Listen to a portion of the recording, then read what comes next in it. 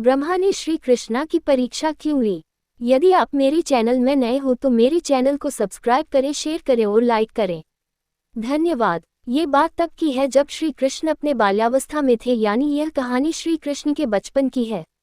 उस समय ब्रह्मा जी को पता चला कि भगवान विष्णु स्वयं श्री कृष्ण के रूप में पृथ्वी पर अवतरित हुए हैं, तो उनके मन में श्री कृष्ण के दर्शन करने का विचार आया। वह ब्रह्मलोक से पृथ्वी पर आए और देखा कि अपने सिर पर मोर मुकुट को धारण किए एक बालक गायों और ग्वालों के साथ मिट्टी में खेल रहा है।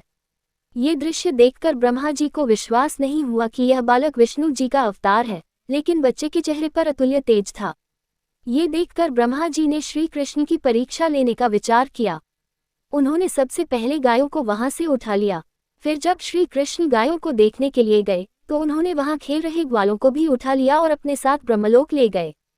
जब इसके कुछ देर बाद वह पृथ्वी पर वापस आए तो वहां का माहौल देखकर चौंक गए, क्योंकि जिन बच्चों और गायों को वे अपने साथ ब्रह्मलोक ले गए थे वो तो श्री कृष्ण के साथ पृथ्वी पर खेल रहे थे।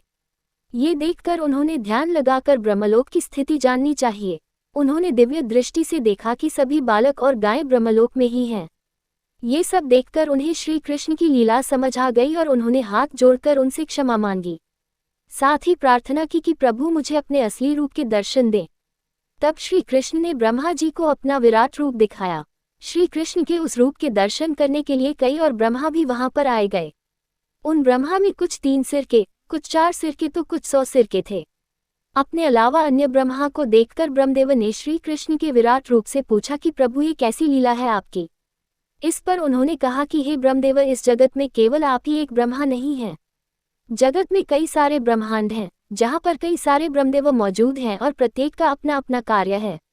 ये सुनकर ब्रह्मदेव ने उन्हें शीश झुकाकर नमस्कार किया। पूरी कहानी सुनने के लिए धन्यवाद।